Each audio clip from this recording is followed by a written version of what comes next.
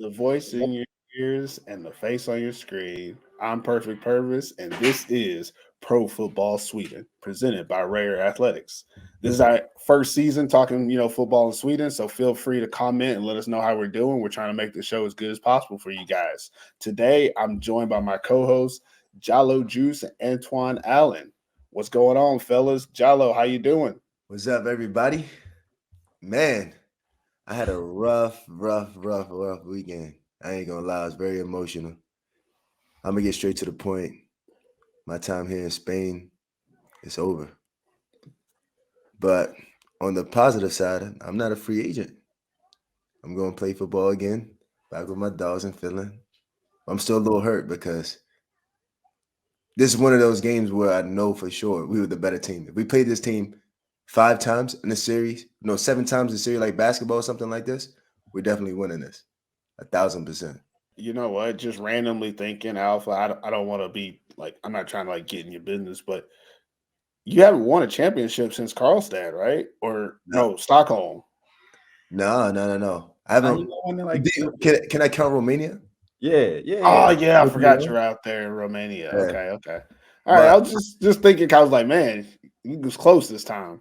yeah, but after that, I don't know if I also want to count the Scandinavian Cup. I won that too in Mm, 2022, okay, yeah. and I mean, but I did nothing. Stockholm just brought me over just to have me on the bench. out there catching Stockholm had punts. me on the bench, man. We'll use you when we need you. Yeah, return for a touchdown. What about you, Antoine? What's going on with you, man? We got to win this weekend, so good. But I got frostbite in the game on my toe. Frostbite. Yeah, man. Yeah.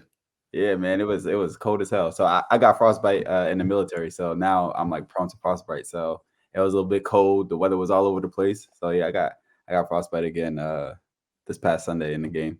So that didn't make me too happy. But we came out with the win, so it was all good. It's not all good. You're out here tripping. You can't be losing your toes out here. You're talking about it's all good. It's No, all no, no. It's just a game, guys. It's just a game. good. But thanks to our partners at American Football in Finland, Improve Athletes, and Pro Football Sweden, the PFS podcast is available everywhere you listen to your podcast. You can see us visually here on the YouTube channel, wherever you listen or watch. Be sure to subscribe, like, follow, all that stuff. Now, let's get into some football talk, fellas.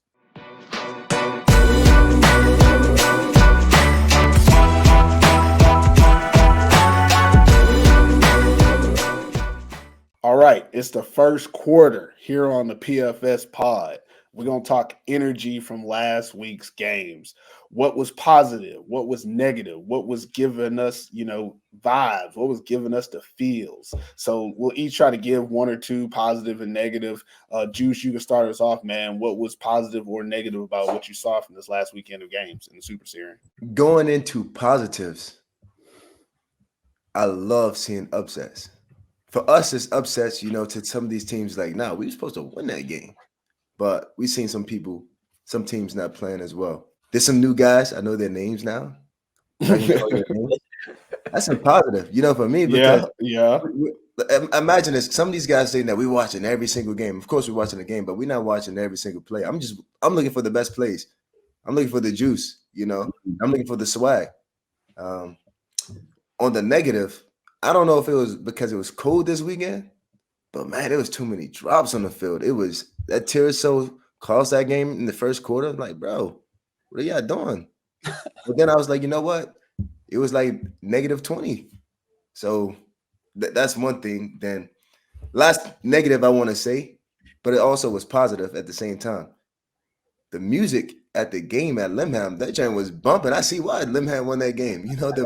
I was listening to that stream. I was like, vibing with it. The negative, bro, y'all streamer sucks.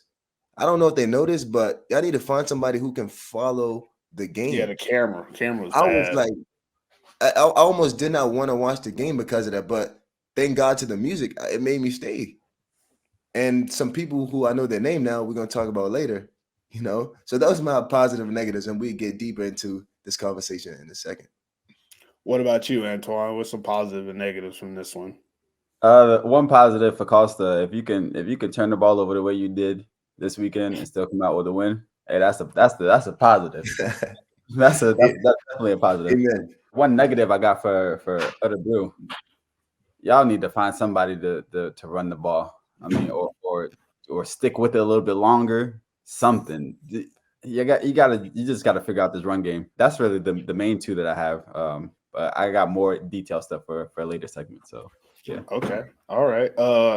For me, I'm gonna go off the top. Positive Limhamn Griffins uniforms. I like them things. Them purple things with the white helmet with the purple on purple. Like it's simple, but it's nice. It's classy. I can see the numbers. I liked it. That was a positive for me. Negative. Everybody besides Limhamn, how they played this weekend. It was garbage.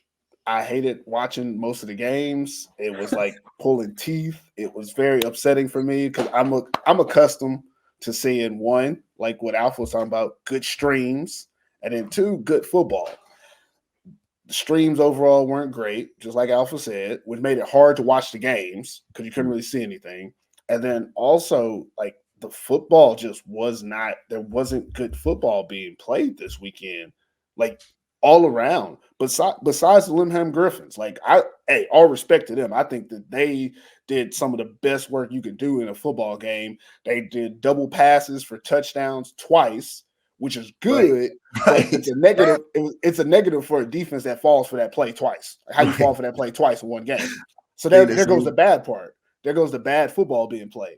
And then also, they were doing their thing, doing wildcat, having their quarterback run around. They were consistently running the ball, even though they weren't getting a lot of yards on the run game, but they were doing it. So you had to respect it.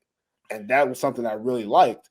But everybody else, the other 5 teams that played, garbage. Like you didn't give out your best performances, and it upsets me that I had to watch it.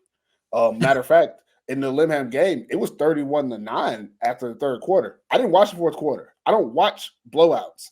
And I know, OBK came back. Yeah, of course they're going to come back. If Trevor Vasey throws the ball 50 times, like I said earlier this season, he's going to get 300 yards passing, which he did. And they still lost because that don't matter. But the stats are going to be there. They're going to score eventually if you keep giving them opportunities. But that doesn't mean you're going to win the game. Bad football all around. A whole bunch of drops. All the receivers dropping balls. But shout out to Christian Maltman. He wasn't dropping nothing out there. Okay. Whoa. He dropped the first pass of the game. What you talking about? He didn't drop the first pass. He caught a pass with a dude draped on him on the sideline, holding him. He caught the pass and brought it back. I'm going to throw some heat in here right now. I was on the phone with my boy Eddie, and he said that number 4 from Titterso told your boy, your Finnish guy, he said hello because he said that he was strapping him. You can say that. That's fine. You can look at the game and watch. There wasn't no straps really going on. Carl said cornerbacks would line up and press. No, my bad. Titterso cornerbacks would line up and press, and them boys were struggling. Did Titterso win the game? What I'm telling you right now is I don't entertain comments from the team that lost about the other team that beat them. Like, that's just me. I don't do that. And I threw out Christian Maltman name because that's my guy. And y'all going to know that I'm going to throw out his name every week. And I seen him make one hell of a catch when the defender played him well, got past interference, matter of fact, and he caught the ball in one hand while the defender was physically holding him. And that looked good to me. Now, did he drop the ball early in the game? Maybe he did. I don't care. I don't. That's just me. I don't care. They would say, was it number 4? Number 4 is William. That's William Van Campernole. That's number 4. And again, I'm not talking about him. You know what I'm talking about. I'm trying to stir up some heat right now. I want to see this battle again. You can't stir heat from a team that lost against a team that beat them and then try to say, like, Eddie had a good game, but hell of a y'all catch, didn't win. Boy, Eddie. Y'all didn't win. So you can't talk about the other team. You could talk about how good he played, but when you start talking about the other team, I started thinking, oh, so he ain't here to win. He's here to talk. Allow it, fam. You supposed to let this one allow it, man. I want to see some people diving in the DMs, commenting like, yeah, Christian not in there versus number 4. I'm trying to get some. But why? That's not where the heat is. The heat is from whatever Eddie said. He needs to have heat with himself. When you're talking about other people, it's just I'm personally not going to stir like that. That's just I'm going to stir it up. That's what I'm saying. Stir it up with them. Don't stir it up with me. Don't come to me. I called Eddie. We had a conversation, and he was letting me know that the boy that you be hyping up, you know what I mean? He did. To be honest, I don't think Christian had a good game this weekend at all. I don't. That's fine. You can think that. That's all you think. That's all you think. You think he had a good game? Man. Look, man, I saw drops all over the place in the Carlstad game, and I was just annoyed that's just me. I was just annoyed from the start. I was like, oh, here we go again. Here we go again. But hey, man, they came out, they won the game. It was ugly. It was ugly. It was ugly, but they won the game. So my bad, Purvis. I cut you off from your first quarter. You want to finish what you guys say, buddy? I'm good. I'm good. I mean, pretty much I liked how the Limhamn team played, and I didn't like how anyone else really played overall. And I'll give a shout out to my guy Christian Naltinen because he made a couple of plays, even though his quarterback can't throw. So he made one play. That's all I need. That's all I need. He made one play. He made a pick. Again, that's on the quarterback more than anything. Because let's be real. That was a dope pick. But to be honest, though, the Tyresö defense did a really good job. Like, they played really well. They did. I mean, I wouldn't say strapped, but they were always in position. But then the Carlstad quarterback was like, man, I'm going to throw it anyways. And then he didn't throw it great. He threw the corner is in perfect trail position. And instead of me throwing it outside or out of bounds, I'm going to underthrow it so the corner gets the interception. Are we getting into this right now? I'm just saying. I'm just saying. I mean, we get to that later. You know what I mean? Let's move on because they want perfect. This is a perfect first quarter because this is what we're supposed to do. We're supposed to bring the energy, positive and negative, and now we got the energy. Let's move on. All right.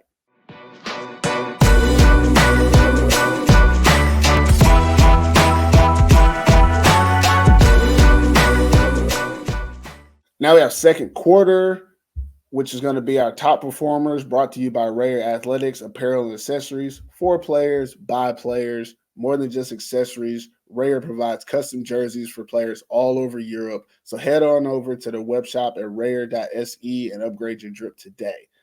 Let's talk about a couple guys who stood out from last week's game. I won't limit it to how many players you want to talk about, just so we can, touch on everybody. And we could also do bad performers. Like, we could do the worst and the top performers. If there's some names you want to throw out, which I think this is the perfect time to throw out those names. So, Antoine, I'm going to give you the floor and let you talk first. Who is somebody you want to talk about? I got three good performers, and then I got one bad one, but I think the bad one is going to be on everybody's list. But I don't know if you guys are going to talk about these three. So my first one is number 4 from Limhamn, Olaf Nielsen, the receiver. 6 receptions, 111 yards, 2 TDs. He was the only receiver out there catching passes, really, besides number 13, who caught the other double pass later on in the game. But he caught their first 2 touchdown passes. I was like, all right, he was in it to play. He was playing the game really well. And then a bright spot for Örebro was number 21, Rasmus, the tight end. I know he caught those 2 touchdowns late in the game, but I was just like, why wasn't he more involved early in the game? He had 7 receptions, 88 yards, 2 touchdowns. Like, he was the brightest of bright spots for Örebro in this game. And then AIK, number 4, linebacker, some new guys. I think we all know his name, Josh Akina. You play one game. You play one game, and you're now ranked 3rd in the tackles leaders with 12 and a half tackles in one game. Hey, man, you're doing something right. Or the linemen, the defensive linemen aren't doing their jobs of making those stops. But he had a lot of tackles that game, 10 solo tackles, 5 assists, 1.5 tackles for loss. Hey, man, he out there balling. That's crazy. And then my one negative or bad performer, number 10, Carlstad Crusaders, Slade Jarman. 12 for 32, 130 yards, 37% passing, 4 interceptions, one touchdown. He had -2 rushing yards net, but he lost. He had 19 gain and he had 21 yards lost. So whenever Slade Jarman drops back and is going to pass the ball, I don't trust it. I'm just like, okay. I said this before we started. I'm gonna say it again on the pod. I've seen every type of pass from him besides the accurate one in that game. Every type of pass. You're throwing it. At some point, he was like throwing it right to the defender. I'm like, are you doing this on purpose, or are you like, what's going on? You can't stare down one one receiver and then try to force him the ball when he's double and triple covered. Whoever he locks eyes on first, he's going to throw it there. He's not looking anywhere else besides that one person that he locked in on first. And he's going to throw it. He's going to try to put it there regardless of what the coverage is looking like. And that's dangerous for them because they're 2-0 right now, but they can easily go the other way. They could have easily lost this game against TSO this weekend. Let me jump in here. I'm going to do it now. I got to. This is the time we got to talk about it. The Carlstad Crusaders are 2-0 despite their quarterback. And I'm not going to say his name because I don't want to give him all that kind of credit out here on this platform. But their quarterback, like, he boo-boo shiesty. Like, it's just not good. It's just not good. And again, I'm always going to go back to the receivers for the Carlstad Crusaders because I feel like they have a really good receiving core. I think it's similar to the TSO receiving core in certain aspects. But I also feel like they're working with a much worse quarterback, which makes it very difficult to be successful at that position. And yet they're still able to make plays. The few plays that the Crusaders receivers make, I'm always like, that's crazy because if I was playing receiver, I wouldn't know how to run routes with this guy. I wouldn't know where he's going to throw the ball. He threw a touchdown pass where I think he threw over a receiver and another receiver caught it. Yeah. The ball was going. They just had to hope that he was throwing to them because they're not in sync with him because you don't know where the ball is going to be. Like we've seen a lot of plays where the receiver's one place, the ball goes somewhere else, and you're like, whose fault is it? Probably the dude throwing it because it came out of there looking like who done it. Looked like a 4-year-old out there throwing that ball. And I thought it was because he's left-handed, but I also feel like I don't know what happened. Like maybe he got hurt in the offseason because this can't be the quarterback that the Crusaders saw. This can't be the quarterback the Crusaders have been working with in the offseason. There has to be some other thing going on. And again, we don't know what that is. So if you know what it is and you hear the podcast, shoot us a line. Let us know what's really going on because this can't be what they expect to have going all season because the fact that they're 2-0 is based on their receivers making timely catches when the ball is thrown to them and then also young Kennedy doing his goddamn thing when he gets the ball. Because him getting the ball and getting a 60-something yard touchdown, that saved them in this game. Because it looked like they were about to just give up the butt. Like their offense was not about to do anything. Who's jogging? He was not jogging. Hey,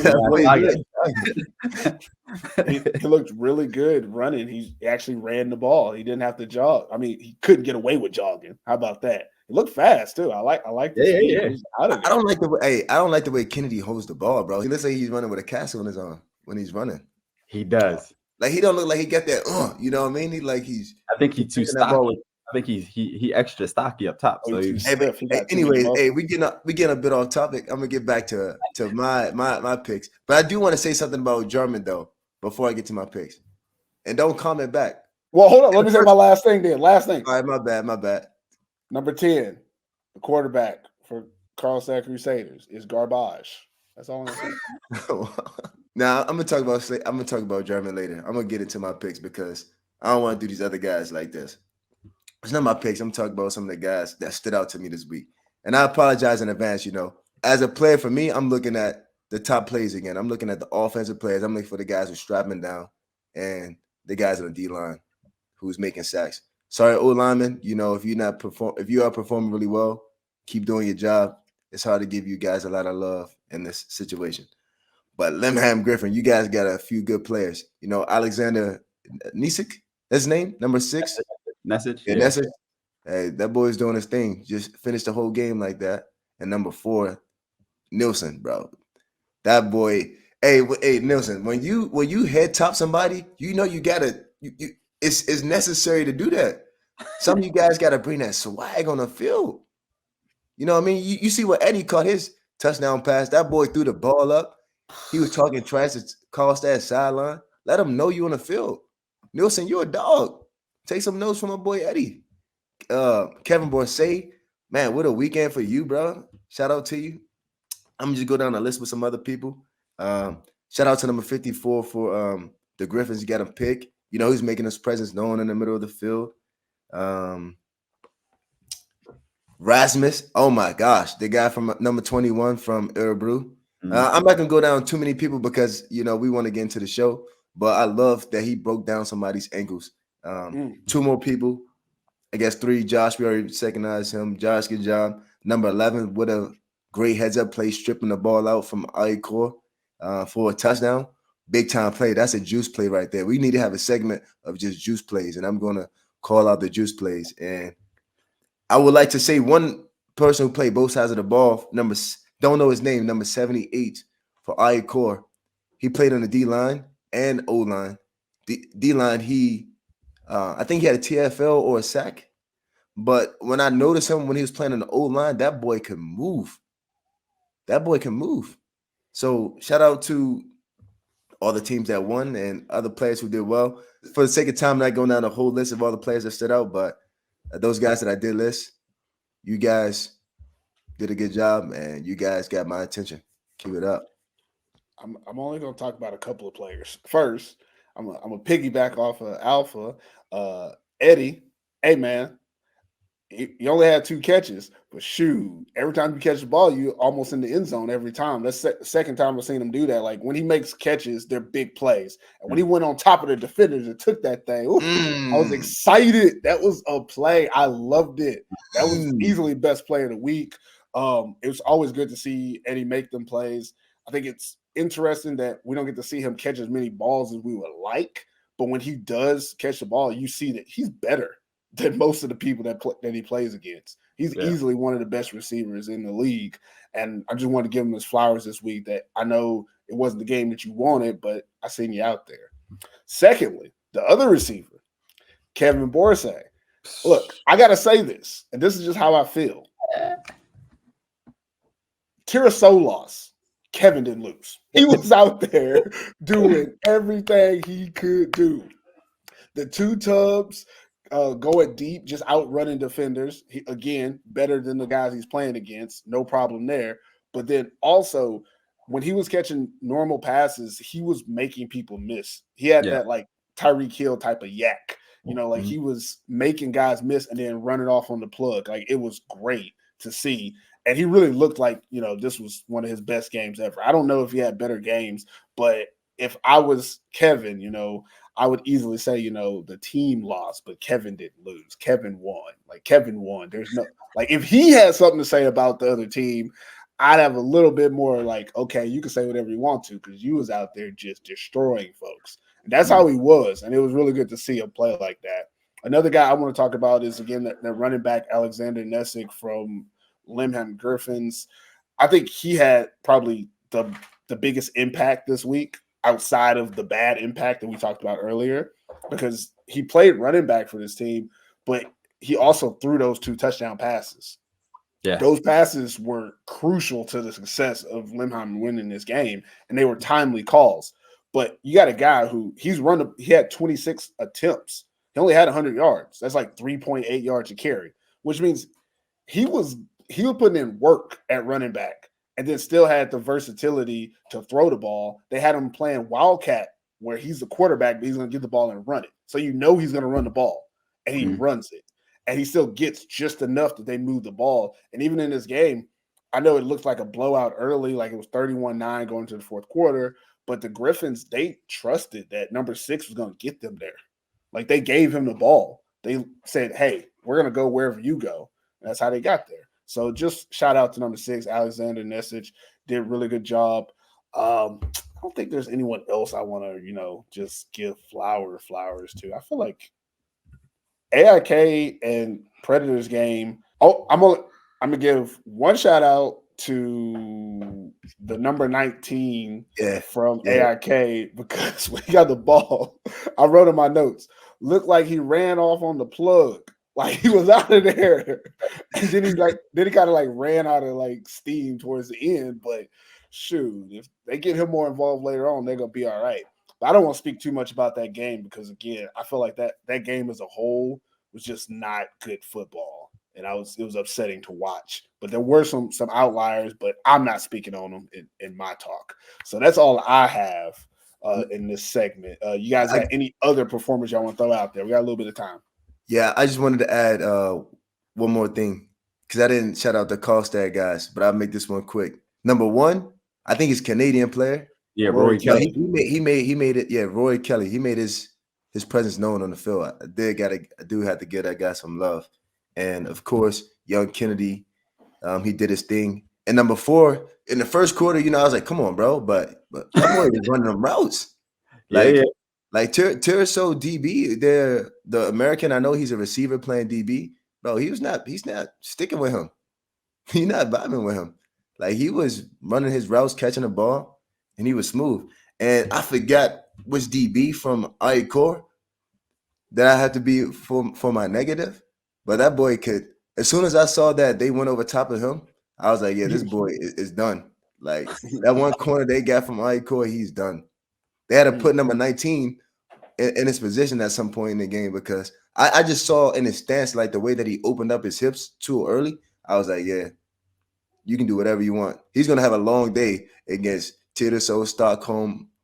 To be honest, everybody else. He's going to have to do something. Everybody else. So, hey, that's all I want to say. All right. I think we're good on performers. We'll get into this week's game now.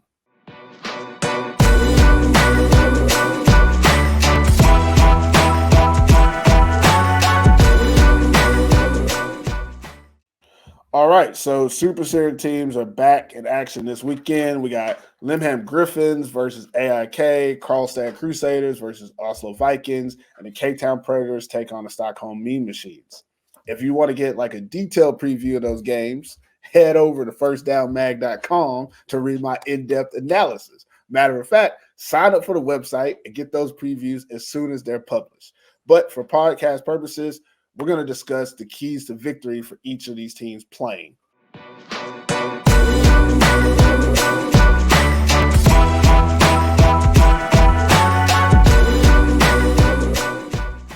Okay, so first team we're going to talk about, Limhamn Griffins. What are some keys for them to win this game against AIK?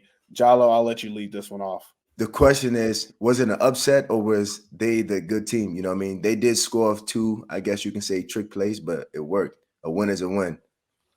But if you think that ICOR is going to just allow you to just roll over, you know what I mean, then you're going to be delusional because this is the Division 1. This is the Super Series, so the highest level in Sweden. And no team is going to just let you roll over. But one key is that I just mentioned recently, bro.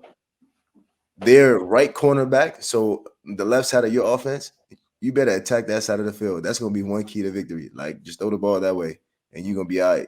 And yeah, I got dogs. I mean, just Nielsen, number 4, throw the ball up to him, run the ball. I mean, yeah, look, one thing that I did notice about Limhamn this past game, I think that they adjusted really well defensively, and they was in the right position. Yeah, Erbrew did, honestly did not perform well, but Limhamn defense, they did the thing. So I would say those are my keys to victory for Limhamn.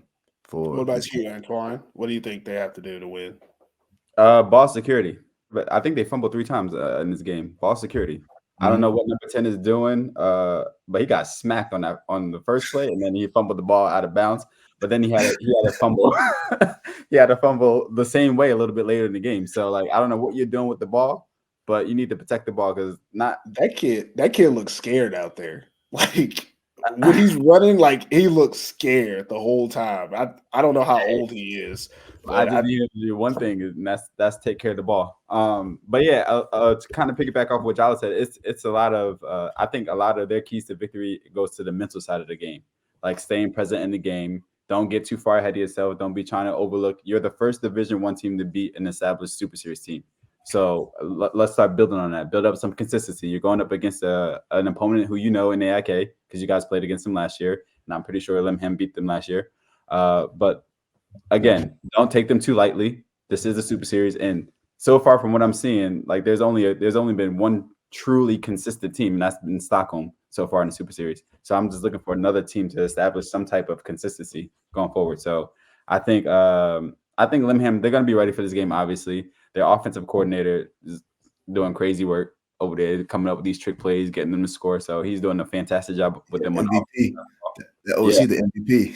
Yeah, and then their defense too. Their defense, number 57. you got to be a little bit more disciplined because you had a few offsides calls early in the game. He's a nice player. He's decent, but yeah, just play a little bit more discipline, and then yeah, if they can get the mental side of the game down and limit the mistakes and ball security and continue to do what they're doing and build upon this other win. Hey man, they can be in the playoffs. They're in one of the playoff positions right now. So just build on, beat all these Division I teams, you'll be straight. For me, I think for the Griffins, just one key is play up to your level, not down to their level. I think that they proved that they understand how to play at the Super Serien level. AIK has not proved that yet. So don't be I'm not gonna bring another team into this, but don't be I'm gonna bring another team. Don't be Tiraso like and play to the competition that you're playing against instead of what you're capable of. As long as they play to the Griffins level of success, aggressiveness with play calling as well as defensively, like calling aggressive calls and trying to put pressure, they'll be fine. But if they get out there and think, oh, we're better than them, we're gonna just beat them at what they do, it'll be bad football, and then I'll have to add you to my list of teams that are playing bad football, and I don't want to do that, so I ain't gonna do that. You guys disrespecting Carlstad a lot. I'm not disrespecting Carlstad. I'm saying that Tiraso is a better team talent-wise than Carlstad. And what happens with Tiraso is whoever they're playing, they play to that level instead of their level. Tiraso still hasn't played to Tiraso's level yet. And I don't think the Griffins are that type of team. I think the Griffins are going to play Griffins football. That's all I'm saying. And Carlstad is a great team, but they have a huge issue at a major position that holds them back from being as good as they could be. And again, these are two teams that aren't even in this matchup that we're talking about. The Griffins are going to play Griffins football, and I think that's how they win.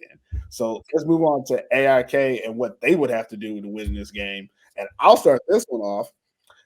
For AIK to win this game, they need to have better players. Jesus Christ. That's the only key they need. Have better players. I don't know where they're going to get them. I don't know if they can go find them somewhere, but they need to have better players if they want to win this game. What about you, Antoine? What are you thinking? AIK, their defensive front has to be more aggressive, I think. You can't be relying on Josh to make tackles 5 and 6 yards down the field from the linebacker position. So be a little bit more aggressive up front. I think that'll be a major key. Because number 10, honestly, like you said, number 10, he does look kind of shaky back there at quarterback. So if you get the pressure on him early and often, I don't know, maybe you could force him into some mistakes. Maybe you could force a couple fumbles and then take advantage from those mishaps in the game. But on the offensive side, I honestly don't know. AIK, they looked one of the weakest on the offensive standpoint. Who looked weaker? What do you mean who looked weaker? Number 10, Slade Jarman. Come on, man. He looked weaker than you said offensive, so I thought you were talking like somebody's offense that looked weaker. No. Carlstad still got Kennedy, so yeah. For Victor at QB, I think this was his first game back in over a year. So I think he's just shaking off the rust a little bit. So it's going to take a little bit to get him going. But even saying that, like his receivers, I didn't see nothing. I didn't see anything. You know what I mean? I didn't see anything that was like, okay. You can definitely feed him the ball and he'll get something going. So I think there just need to be a little bit more explosive on the offensive side of the ball and maybe stick to something more simple where you can get your offense going, both passing the ball and running the ball, and then maybe that will help. But yeah, their offense just looks, I don't know, bland. Like need some seasoning or something. Throw some Larry's up in that bitch, some salt and pepper, something. I don't know if everybody knows what Lawry's is. That's why I said salt and pepper too. Yeah. Okay. We do not have Lawry's out here. They what about you, Jallo? They have all seasoning salt out here. But for I-Core, you know what I mean? Maybe I'm the positive guy. I think we all can agree number 24, the guy Edgar, they had a running back. He's a good running back. You know what I mean? I say feed him. Yeah, get that guy the ball. We can say that, So you got to figure out some way to be balanced. I don't think that these guys need to be doing like these deep routes, even though they do have number 19 who had a great catch, great touchdown catch. You need to get some more swag points on your touchdown celebration, number 19. But I think that, quick game, bro. Like, utilize that quick game, mid-distance game. I'm not going to talk to X and O's about some play calling they should do, but I think that get Victor comfortable because I think that, Victor, he threw some great 50-50 touch ball passes, but there was one that was questionable. He tried to throw a back shoulder number 14. That was kind of questionable. And a corner route where he was a little bit off targets to number 3. I think they're just miscommunication. But I also saw the receivers, like when I was just evaluating, like, man, bro, why can't they get the ball? Like some of them moved pretty quick. They had good footwork, but, it's like they not necessarily separation. playmaking. Yeah, it's like, but defensively, try to create turnovers like number 11 did. That's the best thing that I can hope for you guys on defense. Josh can't make every single tackle. Josh is a lover boy. He's on reality TV shows. If I get tackled by Josh now, I'm going to feel disrespected. I'm going to think that he's trying to do something to me. He's a lover boy. You know what I mean? I just want everybody to remember what both of them were saying about when they were talking about keys to win for AIK. A lot of it involved hope. Jesus Christ. A lot of it involved hope. I said get better players, and these two said, let's hope we can do some of these things. And that's it.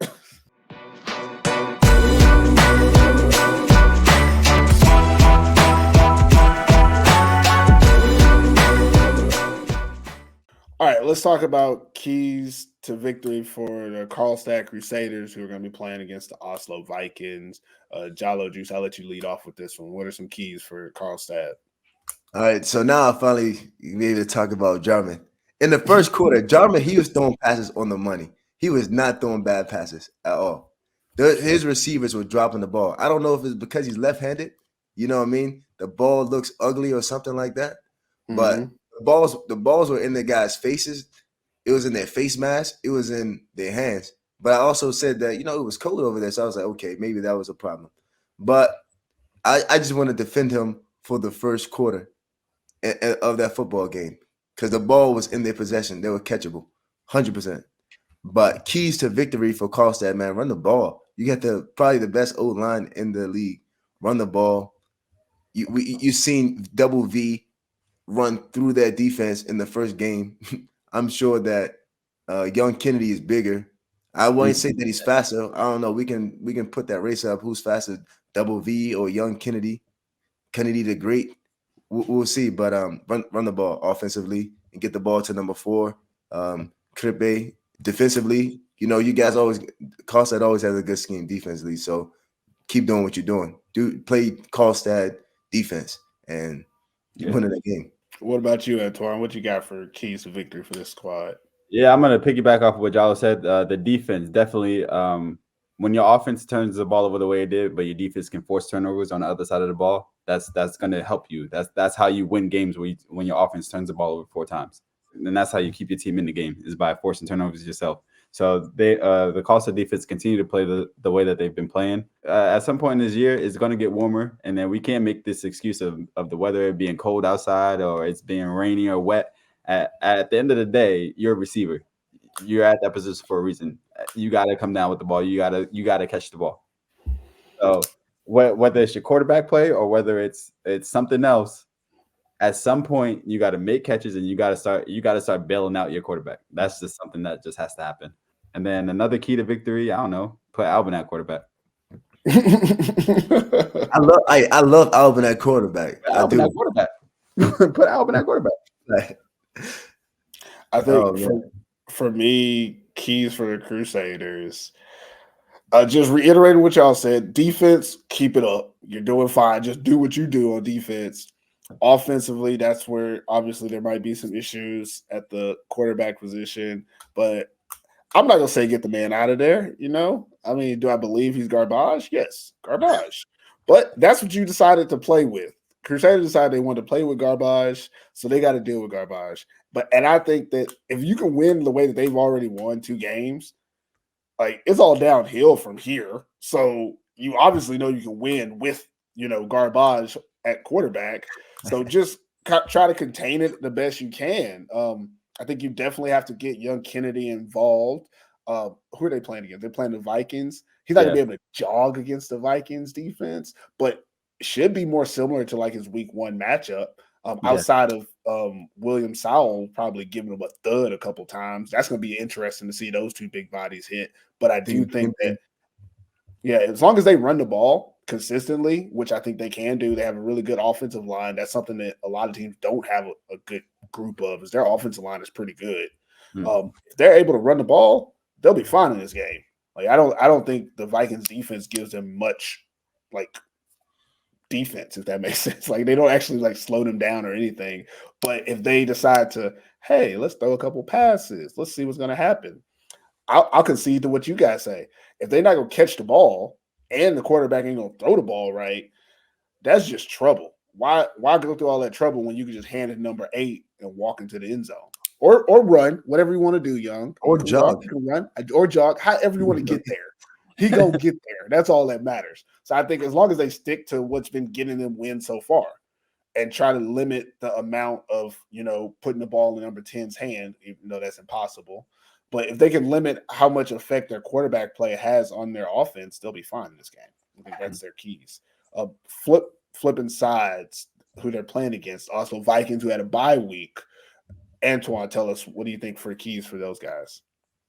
Bro, at this point with them, I don't know. You gave up on them already? Yes. I gave up on them already because they're proving what I said at the beginning of the season when we did the preseason polls. I was like, I don't know much about them, but it's going to tell me a lot. After week 1, you was rocking with them. I was. Week 2. I was, but then in week 2, the only person out there who they're very reliant on is William. He's their main source of offense and defense. And that can't be the case going forward if you want to win games in this league. You can't rely on him to do everything. And I feel like, knock on wood, I got a whole wooden table, knock on wood. I hope he stays healthy for them the entire season and don't get no nags or little nicks and things here. Because if he's out, who? If not one, then who? For Oslo. You know what I mean?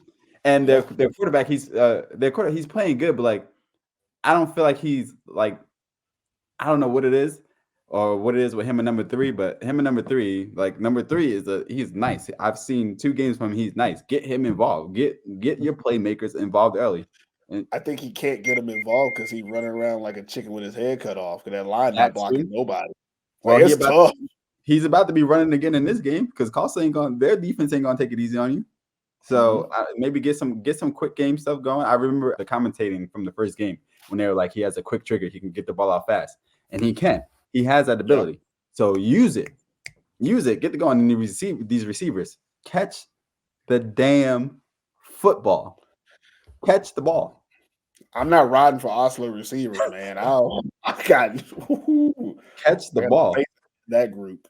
But yeah, that's it. I mean, Oslo's they're up against it. It's looking like they're heading what I feared that this 0-4 start because they have the toughest first 4 games out of the new teams in the Super Series. So it's looking like that. And I don't know, maybe force something on defense, maybe get your defense going, force Slade to make some bad throws and then take advantage of that. That's a bright spot. I think they can do that. But yeah, other than that, I don't have much hope for them to win this game. Unfortunately, I want to, but I lost it. What about you, Juice? What do you think the Vikings could do to pull it out? I'm not gonna lie. I think it's gonna have to deal with just confidence right now. First, it's gonna have to deal with confidence because Carlstad is feeling confident. They beat Tirso, a team that I don't know when the last time they beaten Tirso, and they feel like, okay, we got them out the way. We playing against Oslo, and Oslo lost to them. Some teams love to calculate these numbers in the head. So confidence, I still want to have some faith in Oslo. I want to trust that Derek Mann is going to put a good game plan, which I think he always does. And if they can execute that game plan, I think it'll just keep the game close. They need to get the ball in their playmakers' hands, like Antoine said. Number 3, I think number 9, the black guy, the quarterback probably is going to have to run. You know what I mean? Like use his legs. I think that's going to help them out defensively. Try to stop Kennedy, get eyes on number 4, and let's see if Krippe can catch the ball this week. But so that would be my keys. Just put a circle on their playmakers. Number 4, number 8, and just limit them defensively. You know what I mean? Offensively, probably do some quick game because Carlstad is a team that don't play too much man coverage. We seen on film. They play probably man on third downs. Get some quick game in there. Try to move the ball. Move the ball. Move the ball. That's your main key. Just moving the ball downfield like you did against Tirso in the first game, and just keep that momentum. Y'all gonna stop talking about Nalton, but I'm gonna let that slide for now. I'm gonna let it slide. I know Jalo trying to bait me. Keys to victory for the Oslo Vikings: get better players. Jesus Christ. No, that was a joke. That was a joke. I think they actually have the right players in this matchup. They could pull off the upset. And one thing that they really need to do is they need to force the Crusaders to pass the ball. You want that opportunity. Force them to pass the ball and capitalize on all mistakes. You have to capitalize. If he throws an interception, if Garbage throws an interception, they have to take it back for 6. They can't just get the ball and then hope their offense is going to be. Because I think this Carlstad Crusaders defense is good enough to stop them. But if they get that interception, that's your opportunity. If they get a fumble, that's your opportunity. If they can create game-changing turnovers, their offense is good enough to move the ball, but it's going to be hard for them to score consistently. But if that defense can put them in position, they only have to go 30, 40 yards. They don't have to go the whole field. Then they can easily pull this out. And we know as long as Garbage is over there throwing the ball, they got a chance. So all I'm saying is you got a chance. You got to take advantage of whatever opportunities they give you. And I think they can pull this one out. I mean, that's not my pick. I'm just saying, if they do this stuff, they can pull it out. don't quote me on that.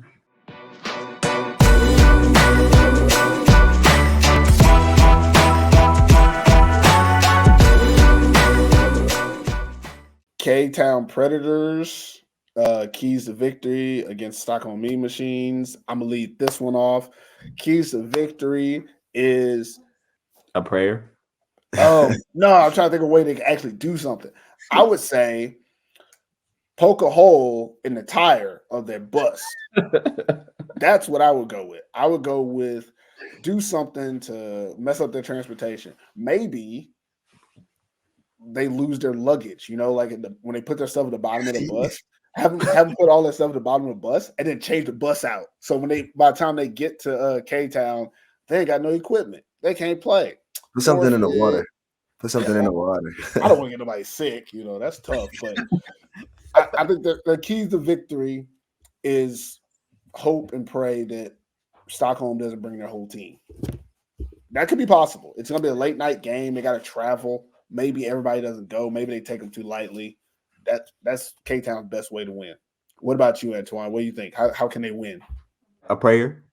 What's upon a shooting star? Hope. I don't know anything. I mean, it's purely because of the level of football that I've now seen Carlstad play in the first 2 games, and it's mid. And you beat AIK by a point, and really, if that touchdown didn't get called back at the end, you would have lost to them. So you would be staring at 0-2. But you got a 1-point victory. But their level of football and Stockholm Mean Machines level of football, it's like 2 different planets. It's like Earth and Pluto, and they don't have much hope. And Stockholm is playing very consistent and very good football. Jalo, what do you got? Give them some hope. Give them some hope. Give them something. I'm gonna give them some hope. I love the DB coach Isaac for Stockholm Mean Machines, but their cornerbacks need some work. Their safeties are good. I vibe with the safeties. So what I'm saying is attack their corners. A prayer for the running game, because I don't know if that's going to even be a possibility for you to run against Stockholm. They got to get up. And then on defense, just stand deep. Just put 8 people back there deep. Just put 8 people back there deep. Because we already know you're not going to stop the run. You guys can just run downhill and stop the run. All 8 people, and plus the lineman that you have on there. Yeah, just make sure that. Just limit Matthew Reflaw. Just take. I don't know. Like I said, put something in Matt's water. You know what I mean? I don't know. Put something in Matthew Reflaw's water so that he's not playing. He's not being so disrespectful, but it's like. I got one more thing. That I think Carlstad already lost the game.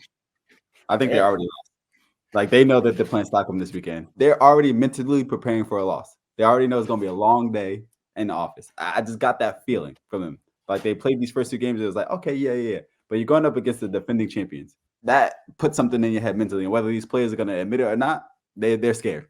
I think they're going to be scared in this game, and it's going to show in the field when they lose by 50 points. You know what? I'm gonna throw this out there. I'm gonna try to throw out some hope because I feel like it's just we can't go this way on this team. Throw the kitchen sink at them.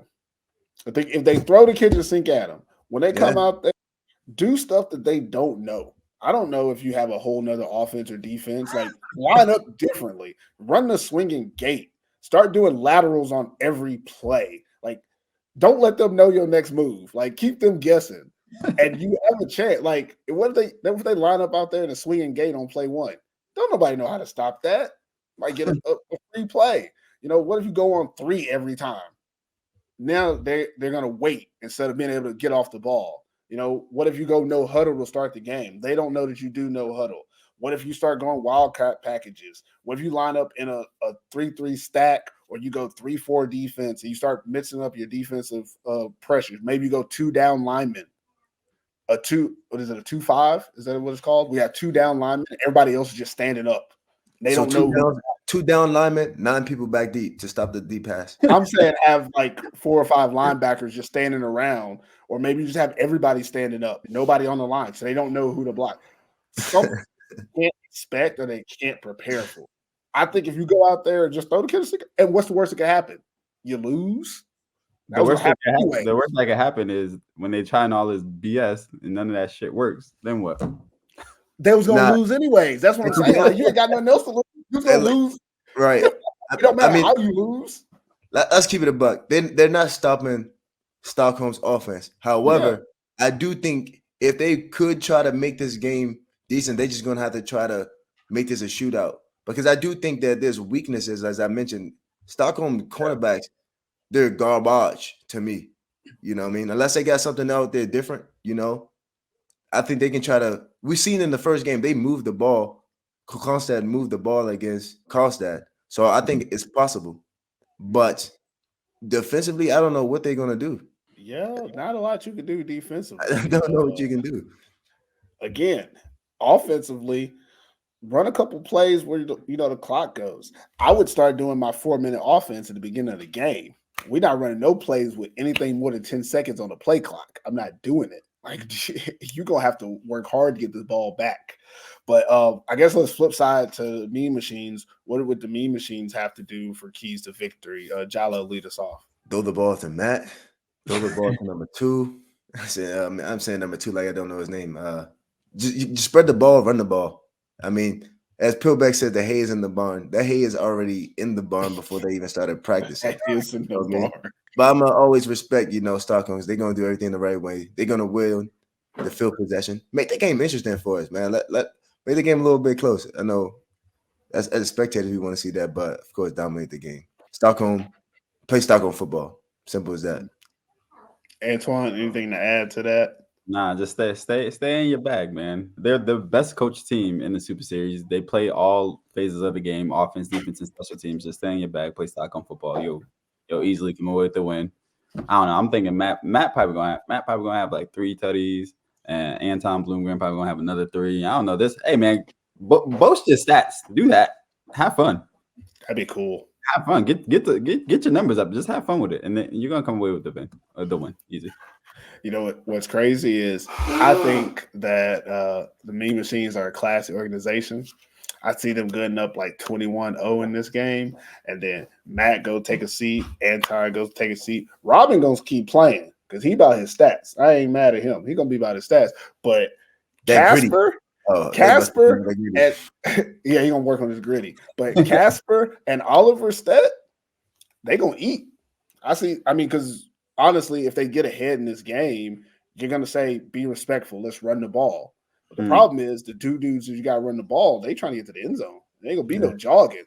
They gonna be out there. They gonna be running. And I wouldn't be surprised if this is one of them games where Casper has almost 200 yards all purpose. Oliver hits almost 100 yards rushing, and then their third running back even gets to play and puts up 70, 80 yards himself. Like they're all good enough to do that. But if I was to say a key for them would be, like you guys say, just play Stockholm Mean Machines football and stick to what you know and do what you do. Don't go out there and do anything crazy. Maybe make sure everybody plays the first half. Don't take people out too early. Still try to work and do things that you can do better in this game. But I think that's it. We of course we went long, but we'll start talking about the matchups and give you our picks here in a second. Drip, grind, and stand out. That's the Improved Athletes way. Improved Athletes, a European sports brand based in Milano. If you want to look good and be successful in athletics, go and head over to improveathletes.com to stand out with your new drip.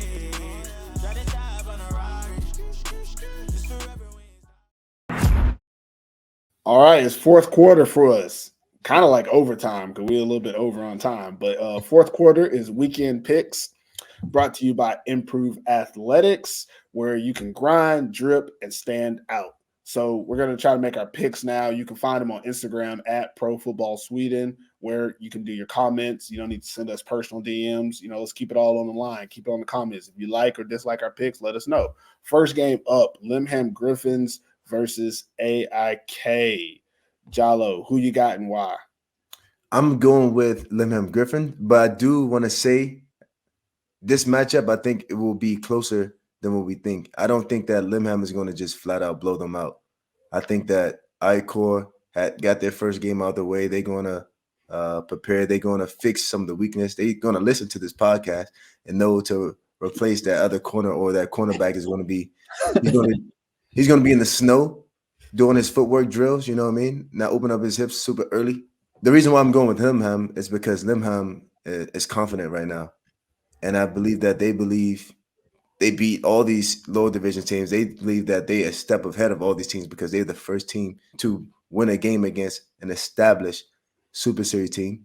And hopefully they're confident, you know what I mean? And not too confident where they're like, bro, what just happened if they do lose this game? But I would say this game will be close, and I'm going with Limhamn. What about you, Antoine? Yeah, I'm going to kind of piggyback off what Juice said. I mean, I expect Limhamn to win. That's my pick. But I do think that the game is going to be closer. I'm expecting AIK's offense to look a little bit different, to be a little bit more settled. Hopefully they're working on some things in practice this week where, it's going to help them out. But I don't think Limhamn blows them out, but I do think they come away. They're probably going to win by a couple of touchdowns at least. But yeah, Limhamn is just they're confident right now, and they should be. But be humble. Go out there, play good football, and then limit those fumbles, limit those turnovers, and yeah, they should be walking away with another victory. All right, I guess I'll be the bad guy. I'm going Limhamn Griffins, but I'm not saying it's going to be close at all. Look, what I saw from AIK is a team that can't make explosive plays offensively. I saw a team that can't throw the ball unless it's a 40, 50-yard bomb. They don't have any short game, which is easier to defend. What I saw from the Griffins is a team that's aggressive and confident in their aggression. They did things that they know they could do against a high-quality team. When they go against AIK, they also know what they're going to be able to do, and they're going to put their foot on their neck. And if they don't, then they're going to have to talk to me. But they're going to put their foot on their neck and let them know, like, hey, this ain't Division I no more, young boy. You're going to have to step it up. You want some of this. And that's what I believe in my heart of hearts. The Griffins going to come out here, put their foot on their neck, and then after they do it, they're going to say, hey, Perfect Purpose told us that we could do it, and we did it. And they're going to send me some of that gear. I want a purple shirt or something, man, because I love them unis. I like the Griffin logo. The L that's at Griffin, like I think that's dope. On the white helmet, I think you go out there. I mean, AIK got some really good unis too, but in this matchup, I think Griffins have a little bit better uni, and that also helps them win this game because you look good, play good. And now just throwing out stuff, but again, I think that they're the better team. I think they're the better team, and AIK hasn't really proven that they can play at a higher level than what they did last year, and so. They're going to have to do that in this game. If they do it like you guys say and it's close, that's good for the league. But I don't care about the league. I'm all about getting that domination from the Griffins because I want them to make playoffs now. And to make playoffs, they can't be hanging around with teams like AIK. Moving on to the second game. Who plays the second game? Carlstad Crusaders versus Oslo Vikings. Antoine, you take this one first. Who you got and why? Carlstad. Not confidently, though, but Carlstad. I'm definitely confident in their defense that their defense will do its job and limit the score from Oslo. And then I want to believe that Oslo can win. I do. I want to believe that, but Carlstad has a more complete team vibe, and they attack you as a team. Where Oslo feels like kind of like reliant on individual play and not really confident in your team play. And that when you're going up against a team like Carlstad, I just think you need more than one or two guys. You're going to need a whole team to contribute to the victory. And I don't think they have the talent or the depth to be able to beat them. Yeah, simple. I want to believe in Oslo. I do. But it's not looking good for them this year. What about you, Juice? My first question though is this game being played in Tingvalla or is this game going to be in Oslo? Let me check real quick. I think Carlstad's the home team, right? Yeah, it's in Carlstad. Yeah, I'm going Carlstad, man. I'm going. It's not only because it's at home. Let's be real. Carlstad is the better football team. They proved that they're the better football team. When you can win a game with 4 interceptions, as Antoine mentioned earlier, you guys mentioned earlier, and you still win a game. And another thing is like Carlstad has probably arguably the best O-line in the league. And if you cannot stop the run, you're going to be in trouble. If you can always establish a run game, I do think Will be able to be an impact on the defense, but it's not going to be easy to just maneuver against these old linemen against Carlstad. Our Carlstad O-line is disciplined. They're good. They're not the biggest in the world, but they move well, and they got a dominating running back right now. I'm not going to just keep going down the list, but they're the better football team, and they're going to win this game. But I do feel like if there's an upset this weekend, this can be the one. This one. That's a good call. This could be the one. I believe that too. Yeah, if there's going to be a team that gets upset this weekend, it'll be Carlstad. Yeah, I'm gonna go Carlstad too. Just again reiterating what both you guys say, they're the better team, but also just going on that upset thing, they are the team that is the most likely to give it away because you got Garbage playing quarterback, and as long as that is their offense, their defense is going to be good, but also I think the Vikings offense is going to be able to score. Like I don't think it's going to be like, oh, they just shut them out. It's going to be a game that might go back and forth for a while, or both teams struggle to find their footing or something like that. But I think that the Vikings are going to be able to get up points. I just don't know if they're going to be able to stop Carlstad if Carlstad does what they should do, which is give the ball to number 8 and not number 10. As long as they give the ball to number 8, they should be fine. But as soon as they decide to, let's toss that pigskin around a little bit, that's when Oslo has a chance. That's when they have a chance. So I think that it'll be a good game. It's definitely going to be the game that I try to watch first this weekend because I want to see this game more than the rest of them. But again, Carlstad's probably going to get the win. Last game, a little bit easier, so we'll throw out scores for this last game. We got K-Town Predators versus Stockholm Mean Machines. Antoine, who you got and what kind of score? Listen, man, we all know who we got. Stockholm Mean Machine. I think they're going to put up a 50-piece on them. 50-piece, all flats. All flats. Yeah. We all flats. Yeah. No drums? Just all flats, man. All flats. And I think, I don't know, they might even shut them out, honestly. They might even shut them out. It might be like, I think it's going to be like 50. They won't shut them out. It'll be like 50 to like 10, probably. 50 plus to 10. But it's going to be 50 plus. Okay. Juice, what you got? I just hope that Stockholm don't get the running clock too early because I wanted to see them get 60 points in this game. They have the possibility to do it because I do think Carlstad is going to score over 20 points. If they don't make an adjustment with those DBs, those cornerbacks, they scoring over 20 points. So what score? You're saying 60 to 20? He has 63, and the other team's not making field goals. Let's say maybe they will 24. 63-24. 63-24. Well, I'm going to go with the mean Machines. And the funnest part about this is trying to come up with a score. So 50 burger sounds like, yeah, it's necessary. But then also the 60 sounds like, ooh, that could be it.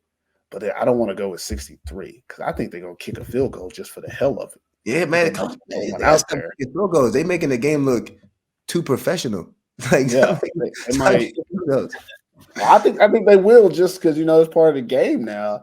So what I'm gonna go is I'm gonna go, but I'm gonna say they're gonna miss some extra points. So I'm gonna say score is gonna be. You know what? Let's do it this way. I think the score is gonna be 59-17. Like it's an ugly score. Like it's like how Yeah. did it even happen? They missed an extra point for K Town too, so I'm gonna go 59-16. Be like, how you get sick? They Matter of kicked the fact, field goal. Yeah. that makes more sense. Carlstad, they key to victory. They just need to go for 2 after every time to keep up. Get them extra little points in. I wouldn't jump the gun and say go for 2. I would say score first. That's a key. You got to score. But yeah, that's our picks for this week, and good luck to everybody. Hey there, sports fans. Are you interested in exciting sports of American football, flag football, or field hockey? Well, look no further because Sweet 3, the sweetest association for these sports, has got you covered. Sweet 3 is not just about games. They're about building a community, players of all ages and backgrounds coming together, supporting each other, and having an absolute blast on the field. Sweet 3 is proud to be an advocate for the Swedish sports movement where integrity and sportsmanship reign supreme. So whether you're a seasoned pro or just starting out, come join Sweet 3 and experience the magic of sports like never before. Visit the Sweet 3 website and get in on the action today. Sweet 3, where passion meets purpose.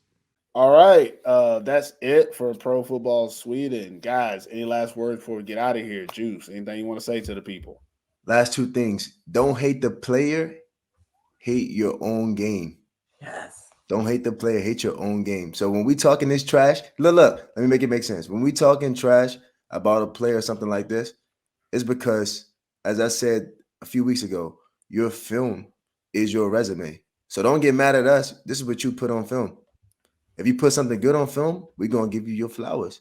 And if we make a mistake, we're going to give you a double flower. It was just Valentine's Day here in Spain yesterday, St. Jordi. So we'll give you those roses if you need, So again, your film is your resume. Put good things on film because we watching.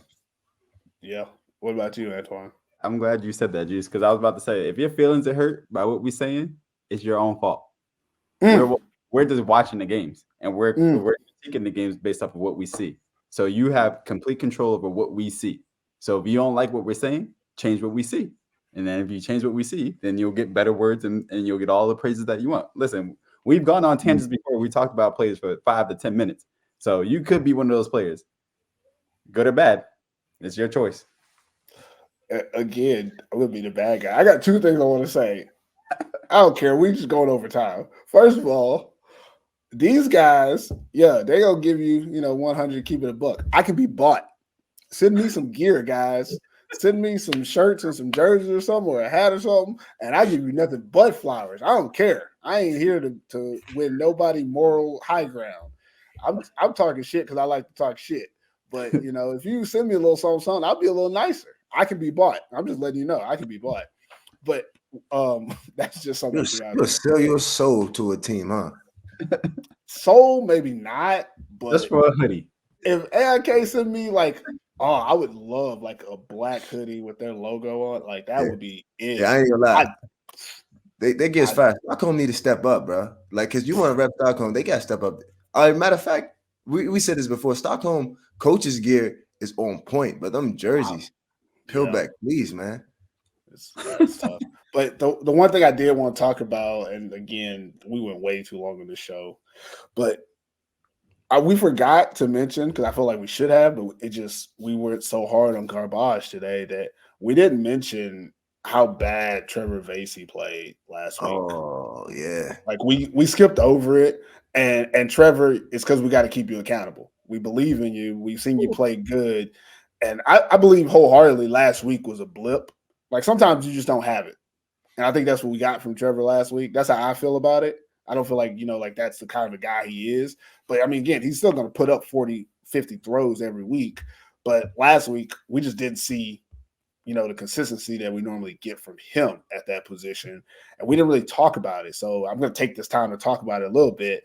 Yeah, he just played bad. It wasn't great. It was better than Garbage, but it was just bad. And it cost his team to win in a game that they probably should have been able to win. But it was early on. Like, early in the game, you could see, like, they just didn't have it. and he wasn't able to make plays that he normally makes, and it just trickled down from there. Like if he's not able to make his normal plays, the rest of the offense, I said it earlier in the season, the OBK offense goes however Trevor Vasey goes. If he plays bad, they play bad. If he plays good, they play good. And that's how it went in this game. And I don't really care about what happened in the fourth quarter. I know they scored some points and all that. Garbage time, I don't care. But the first 2 quarters where he just couldn't get anything going with that team, that they need him to do that. Without him leading them, they don't have any direction. And that's what we saw from him. So I do believe it was a blip, but it cost them. And it might be a difference between them being, like making the playoffs, not making the playoffs, being a 4 seed, being a 5 seed. Like it's going to come back to this game at the end of the season for them. And it's unfortunate it happened this early, but we didn't have time to talk about it on the show. So now we have this little segment that we're going to talk about it. So guys, weigh in. The kind of pushback on that where it's like his play was bad. Like, yeah, visually it was bad, but if you go back and you look at the numbers, he's very consistent and he's going to throw the ball 40 plus times a game. He's going to have 300 yards, and he's going to throw a couple of touchdowns, and he's going to have 1 pick, and he's going to get sacked 2 to 3 times. That's that. He's been very consistent in that in every single game this year, where he throws the ball 40 plus times. He's going to get sacked 2 or 3 times. Doesn't make the difference though in a game like this. Like just think about it. If he gets those stats early and not late in the game, yeah, in the game. But he has to start utilizing. Listen, their offensive line, trash. Let's just start there. Trash. Just trash. But if you say double trash, can you say like trash squared? Yeah, trash. Yeah. Max trash. Yeah. Hefty, glad, hefty bag. They need hefty bags. Yeah, they heavy duty trash. Yeah. Heavy duty trash. Yeah. Heavy duty trash. There you go. So if you know you're getting pressure, stop rolling backwards, stop dropping back, stop trying to run backwards to create plays and looking downfield. Stop playing this backyard football. At some point, you just got to tuck that shit and run. Get up the field. And the same thing goes for Lindeus. When you're back there returning kicks, stop running 15 yards to the sideline. You're not Reggie Bush. And you're not. And here's the thing: he's not even running fast to the sideline. He's jogging to the sideline.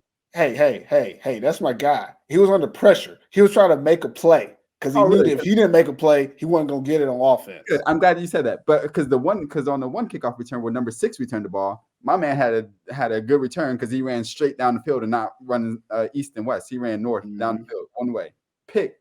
Make a decision quick and just run the damn ball down the field. I used to get cursed out in football practice in Pop Warner. Stop running, stop doing all this, run this way. Run towards points. I want to diject though. That must mean you ain't have it because I've seen Alpha run all kind of directions before he got straight. You must not have had that Jalo juice in you, man. Hold on. I'll pull up the highlights right now. Number 8 from Walser Royals. He can run anywhere he want to. He go 20 yards I like this backwards. part right here. It don't matter. I like this segment right here.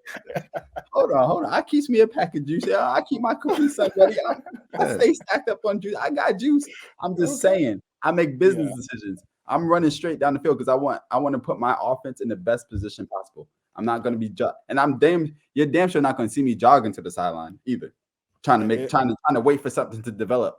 I think that's what it is. They're waiting on too much shit to develop, and that's taken away from your game. You just got to make business decisions. Yo, we're losing the game 31-9 to an old Division I team. Are we gonna go out like this? Let's start making decisions and let's start getting the ball down the field. Because when you're back, hindsight's 2020. Like it is. If he would have got away with it, we wouldn't say nothing. Exactly, but you got to get away with it. Yeah.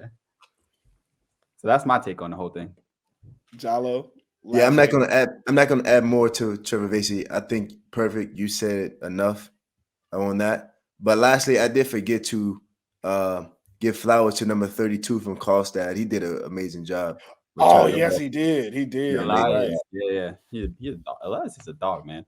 Yeah, I like the way he gets the interceptions because he dove to get one last week and then he jumped across a route this week to get one. Like he's like attacking the ball. It's really cool. Sorry, I didn't mean to cut you off. Nah, that's all I want. Well, and one thing I wanted to say about the Örebro Limhamn game, I guess 2 things. Limhamn, bro, change your name to Malmö. I don't like Limhamn. Like, even when I try to search it in, I'm already spelling Limhamn wrong every time. Limhamn, yeah, I be right now. But two, I felt the energy of like Brew when I was watching the game. It's like, bro, we really losing. I felt it. It was just like, even because it's not like Limhamn on defense was like crazy. No.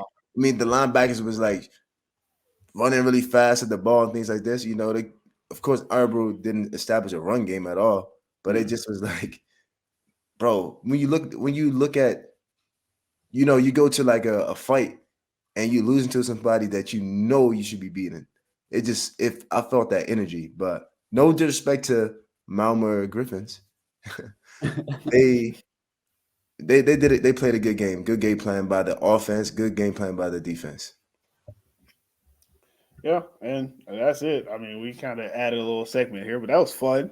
Good luck to all the teams this weekend. We'll be back next week with more insights and opinions. Make sure you follow, like, subscribe on all social channels at Pro Football Sweden, and we will see you guys next week.